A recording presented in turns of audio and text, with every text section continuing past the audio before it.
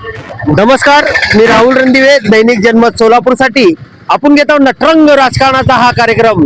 या नटरंग राजकारणाच्या कार्यक्रमामध्ये आपण महापालिकेचं सगळी जे नटरंग आहे राजकारणाचा महापालिकेचा घेतलो होतो आणि आता आपल्याला आपल्या सोलापूरची जे कन्या आहे ज्योतिताई वाघमारे, खरंच तळागाळातून पाप बिचारी तिथपर्यंत पोचली। आता ती खासदारकीच्या प्रांगणात जाणार आहे आणि आपल्या सोलापूरचे जे विकासाचे मुद्दे आहेत, विविध मुद्दे आहेत आणि ते घेऊन ते तिकडे पार्लमेंट मध्ये मांडणार आहे। तिच्या घरी आलो आपण आणि आत आपण जाणार आहोत। त्यांचं घर आत आहे, मला तर माहित नाही घर, पण आपण आज शोधत शोधत जाणार आहे। थेट आपण तिच्या घरात जाणार आहे, त्यांच्या आई वडिलांच्या, आणि त्यांना विचारणार आहे तिचा स्वभाव कसा आहे, काय माणूस कॅमेरा समोर आणि जेव्हा लोकांसमोर असते तेव्हा त्यांचं रूप वेगळं असतंय आणि घरात काय ते दुसरा रूप असतंय। आपण त्यांच्याकडे जाणार आहे आणि विचारणार आहे की ज्योतिताईचा स्वभाव कसा आहे। थेट या चंदन की खरंच आपल्या जे सोलापूरची कन्या आहे, इकडे दाखवा बघा चंदन, इकडे दाखवा। ह्या छोट्याशा गल्लीमध्ये तिचा जन्म झालेला आहे। ज्योतिताईचा जन्म ह्या गल्लीतच झालाय का? हा नाही ताई, एकदम एक नंबर काम आहे त्यांचं, एकदम हे ताई आहे, अभिनंदन वाटतं आम्हाला पण ताई, एकदम धन्यवाद। आपण त्यांच्या आईची बी घेणार आहोत बाईट, चला। आणि थेट त्यांच्या आणि आपण त्यांच्याकडे जाणार आहोत, चला या। नमस्कार। हा, त्यांचं घर कुठं आहे ज्योतिताईंचं? हा कुठं आहे? कुठं? चंदन सगळी दाखवा, हे बोळ गल्ली सगळी। हा बघा, इथं ज्योतिताईचं जे आता आपल्या खासदार आहेत आणि त्यांना त्यांची निवड व्हायला लागली तिकडं, आणि त्यांची हे गल्ली आहे, इथं त्यांचा जन्म झालेला आहे। ज्योतिताईचा जन्म इथंच झालाय ना? हो ताई, इथंच झालाय ज्योतिताईचा जन्म। थेट आपण इकडे जाणार आहोत, इकडे आहे। हा या चंदन। हा, हे आपल्या ज्योतिताईचं घर आहे, आपल्या खासदारांचं घर आहे, त्यांच्या आई वडिलांचं घर आहे। आपण इथं आलो या गल्लीत, तिकडे बी दाखवा, तिकडे बी दाखवा, आणि इकडं असं पूर्ण। हा या इकडे, इकडेच राहते ना? या, हा या चंदन, या या या, इथंच आहे का? हा, काय झालं, लाईट नाही का? लाईट नाही काय तिथे आमचं असंच होतं, तर परिस्थितीमुळे आता मुलगीकडे गेलो, तिथे राहतो आम्ही। आमचं घर असं झालंय। मला सांगा, ज्योतिताईची तुम्ही आई का? मी ज्योतिताईंची आई। चला आत जाऊ आपण, या चंदन, आपण आत बसू म्हण। बॅटरी नाही, सगळं घूस बीस मारले। होय, हा एक मिनिट या इकडं। हा मंदिरामध्ये बसवते नाही नाही, आपण हा राहू दे मेणबत्ती। हा इकडे आजी, इकडे सगळेजण टॉर्च लावा। हे पहिला चंदन घर दाखवा, ज्योतिताईंचं आई वडिलांचं घर आहे। एक मिनिट थांबा चंदन, पहिला ज्योतिताईंचं घर दाखवा। इथं त्यांचा जन्म झालेला आहे, जुनं घर आहे, आणि त्यांच्या घरी आलो, त्यांच्या आई वडिलांचं घर आहे। पुढे या चंदन, बघा सरका एक मिनिट, इकडे या इकडं चंदन, इकडे या बघा। हे आपल्या खासदारांचं आईचं घर आहे। खरंच ज्या कष्टामधून त्या लेकीला एवढं मोठं केलं, हे मायबाप बी आहेत। आणि दाखवा, हा आपण खाली बसू म्हण चंदन। हा, हे आपल्या हा नाही थांबतो, बसा।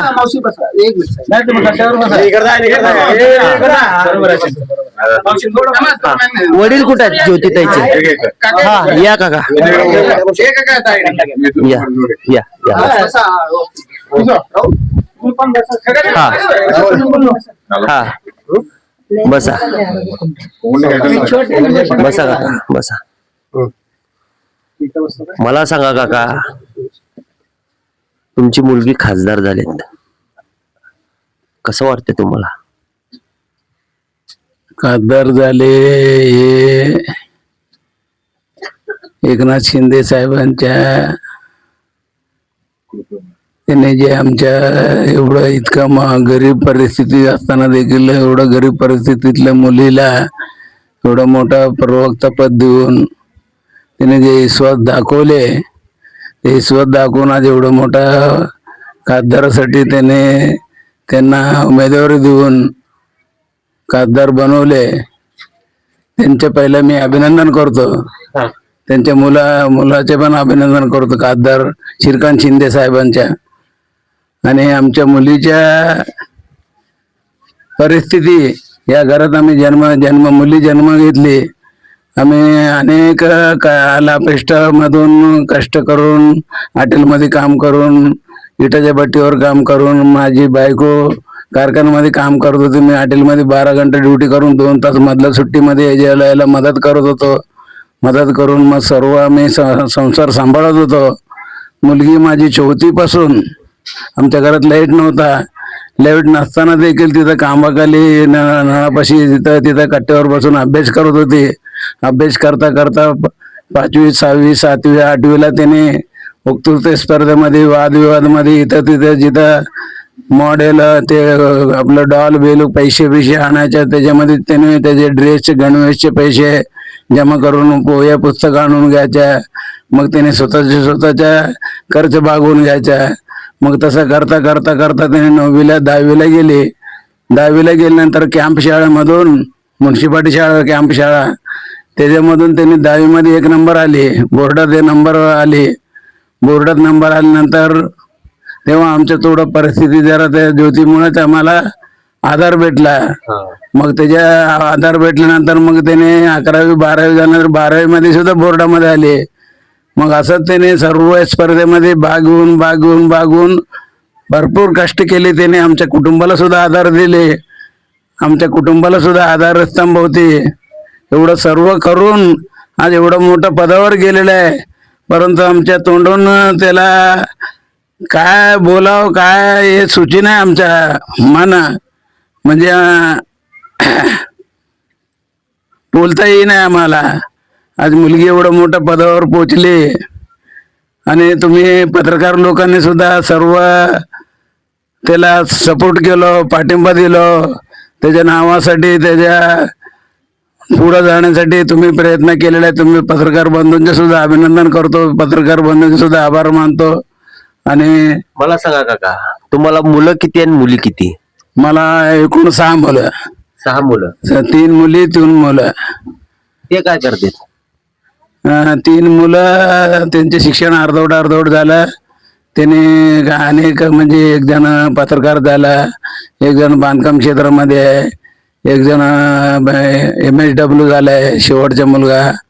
मग एक मुलगी इथंच लग्न 2 नंबर ज्योतीच्या नंतरचे मुलगी इथंच लग्न केलं, त्याच्याने आम्हाला शिफ्ट झाली.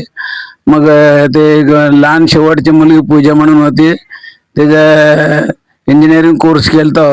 त्याने शिवधारा कॉलेजमधून त्याला नेले भोसरीला कंपनीमध्ये कामाला नेल्यानंतर मग तिथं कंपनीमधून बाहेर आल्यानंतर थांबल्यानंतर ॲक्सिडेंटमध्ये कारवाला उडून गेला. त्याचा एक्सपायर झाला. काय तर 2 वर्ष 3 वर्ष झाला.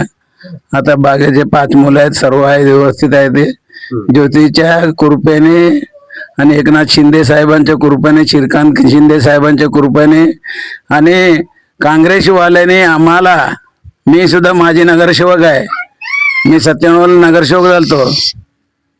हॉटेलमध्ये काम करता करता मी इलेक्शन अजून 20 दिवस आहे म्हटलं तर मी हॉटेलमध्ये कामाला होतो वेटर म्हणून माऊली हॉटेलमध्ये कामाला होतो. लोक मला ओढून आणले मग कम्युनिस्ट पक्षाची मुलाखत दिल्यानंतर माझ्याकडे 1 रुपया बी नाही, माझ्याकडे पैसे नाही, काय नाही, मी इलेक्शन लढू शकत नाही बाबा म्हणलो. प्रामाणिक सांगितलं त्याने म्हणलं आडम मास्तर बाबा तू पैशाचे विचार करू नको, तुझ्या मन चांगला आहे, तू माणूस चांगला आहे, तू इलेक्शनला थांब. त्यावेळेला ज्योती 8वीला होती. त्या माझ्या इलेक्शन मध्ये सिंहाच्या वाटा ज्योतीच्या आहे. ज्योतीने भाषण करून हे करून त्याने मला निवडून आणण्यामध्ये त्याच्या भरपूर सहयोग आहे. तेव्हा निवडून आलो मी याच्यामध्ये नगरसेवक म्हणून.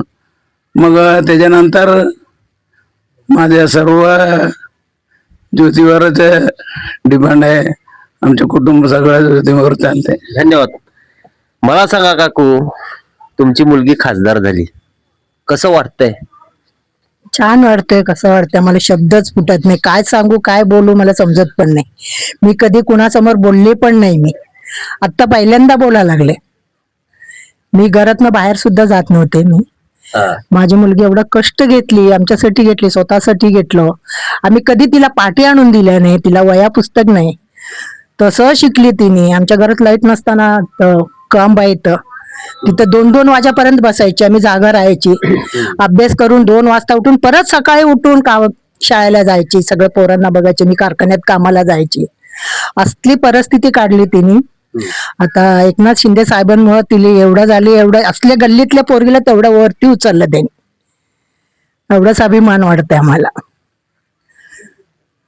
मला सांगा, कुठतच नाही आम्हाला.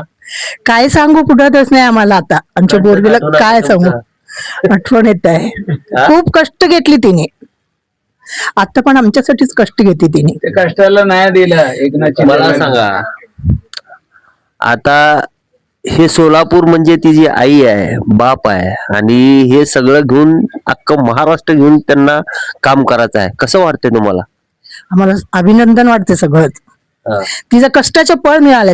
तिला खूप कष्ट केली. लहानपणापासून तिने भाषण करायची. तिला वाचनची आवड खूप. कोण सांगितलं तर ऐकत नव्हती तिने. शाळा काय होतंय, लग्न करून घे.